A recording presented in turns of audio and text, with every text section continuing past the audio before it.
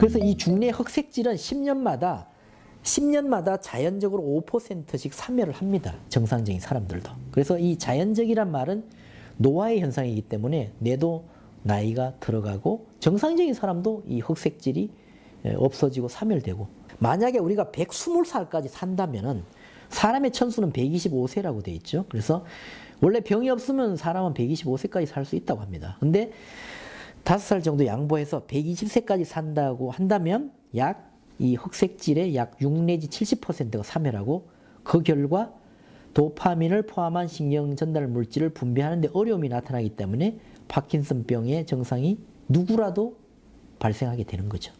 그죠? 근데 120세는커녕 80세, 70세만 되어도 이 파킨슨병이 나타나는 이유는 그 이전에 이미 이 중내의 흑색질의 신경세포가 여러 가지 이유로 사멸해 왔기 때문에 그렇습니다. 그러니까 사멸되는 속도에 따라서 속도의 차이가 있는 거지, 누구든 파킨슨병이 궁극적으로는 걸릴 수가 있다, 이렇게 생각하시는 게 좋겠습니다. 즉 이론적으로 보면 누구나 120세까지 생존한다면 무조건 파킨슨병이 발병한다는 겁니다. 자, 이거 정말 중요한 사실입니다. 그러나 만약 어떤 이유로 흑색질의 도파민 세포가 자연적인 시간보다 빨리 사라지게 되면 어떻게 되죠? 나이와 무관하게 30, 40대에도 생길 수가 있고 60, 70대에도 생길 수가 있는 게 파킨슨병이다, 이렇게 보실 수 있겠습니다. 정상적인 사람도 뇌세포가 하루에도 수천 개, 수만 개 죽어갑니다. 근데 이 뇌세포가 다 죽는데 2, 300년이 걸린다고 합니다. 근데 뭐 우리가 2, 300년 살지 않잖아요. 그러니까 다 죽지 않습니다. 그러니까 있는 뇌세포에 회로를 자꾸 만들어야죠. 새로운 신경세포. 우리가 산속에 길이 나는 거하고 똑같습니다. 뇌는. 안 갔던 길을 가서 길을 내면 그게 길이 되고, 그게 루트가 돼서 또 길끼리 통하고, 그러니까 여기 막히면 이쪽으로 돌아가고 하듯이 이 뇌도 신경세포라는 것이 뇌를 자꾸 개발하고 사용하다 보면 여러 가지 길이 생깁니다.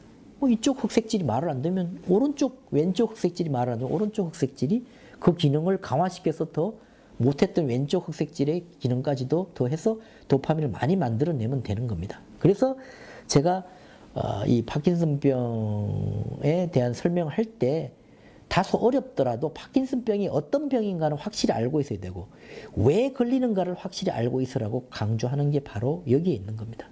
그걸 알면은 우리가 대처하기가 수월해지고 또 극복 가능성도 그만큼 높아지는 겁니다. 파킨슨병의 유병률과 발병률이 지속적으로 높아짐에 따라서 연구는 뭐 전 세계에서 계속되고 있죠.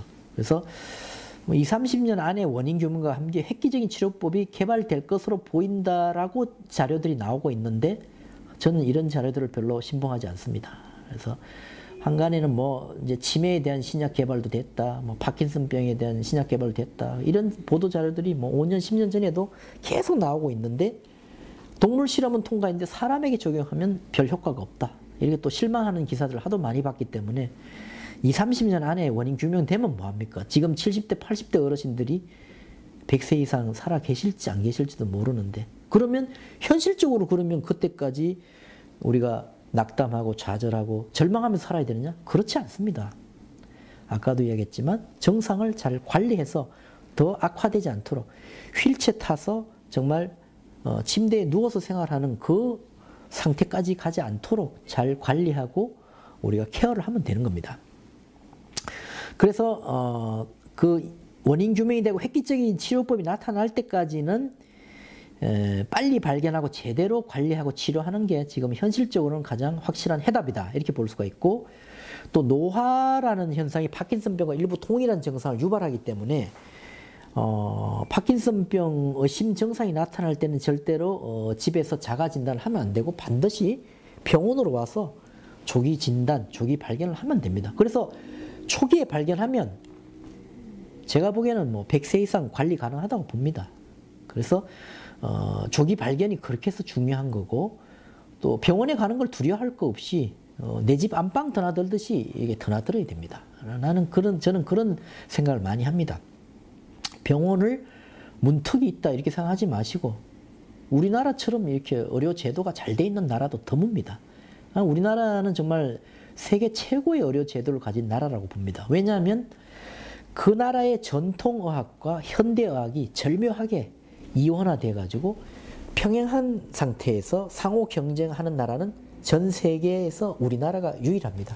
그래서 한의학과 서양학이 서로 다투기도 하고 서로 비방도 하고 하지만 그 과정에서 서로가 상호 아주 긍정적인 경쟁을 하기 때문에 저는 우리나라 국민들은 정말 세계 최고의 의료의 혜택을 받고 있다고 생각하셔도 됩니다. 정말 자부심을 가져도 됩니다. 그래서 그리고 지금도 여러 학자들이 추측하건대 일본과 지중해를 꺾고 우리나라가 건강수명 1위의 국가로 이제 궁극적으로 올라가게 된다고 합니다. 그만큼 우리나라의 음식 문화라든지 이런 것들이 정말 정교하게 잘 발달되어 왔기 때문에 정말 한국인이라는 그 자존심, 자긍심을 충분히 가지시고 극복을 해도 됩니다. 그래서 우리나라는 의식동원, 약식동원이라는 말이 있을 정도로 이 의료의 행위와 음식을 먹는 행위를 참 수천 년 전부터 동일시 해가지고 음식으로서 병을 치료하는 그런 이론들과 학문들이 많이 발달해 왔고 그 근거가 상당히 있습니다. 그래서 제가 이 병원에만 의존하지 말고 집에서 할 수 있는 75% 자가치유 능력을 키우라고 하는 겁니다. 그래서 이제 마음가짐, 음식, 생활습관, 운동, 취미활동 이거 정말 중요합니다. 그래서 이 이야기는 제가 이 파킨슨병 강의가 끝날 때까지 계속될 겁니다. 파킨슨병의 증상은 여러 가지 원인에서 오고 또 증상 자체도 다양하기 때문에 이 컨트롤하기 힘들고 하나로 규정할 수 없기 때문에 완치가 없다는 표현을 씁니다. 하지만 증상을 잘 관리하고 제어한다면 큰 지장 없이 초기 상태에서 잘 머물러서 우리가 우리의 인생을 큰 지장 없이 살아갈 수도 있는 질환이다. 이렇게 말씀드리면서 오늘 강의를 마치도록 하겠습니다.